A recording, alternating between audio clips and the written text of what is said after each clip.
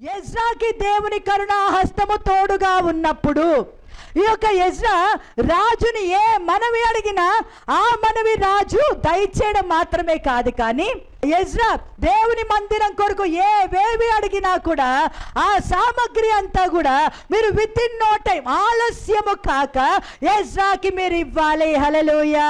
ఆ దేవుని కోపం మన మీద ఎందుకు ఉండాలి? చూడండి ఎంత మంచి కాన్సెప్ట్. ఒక అన్యరాజుకి ఆయనకి ఎందుకు కోపం రావాలి మన మీద?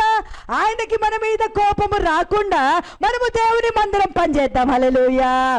అట్లాగా దేవుడు అంట దయ అనుగ్రహించాడంటే ఎవరికి? రాజుకి, రాజు దగ్గర ఉన్న మహాధిపతులకి, మంత్రులందరికీ కూడా ఎజ్రా విషయంలో, దేవుని బిడ్డ విషయంలో దేవుడు దయ పుట్టించాడు. హల్లెలూయా.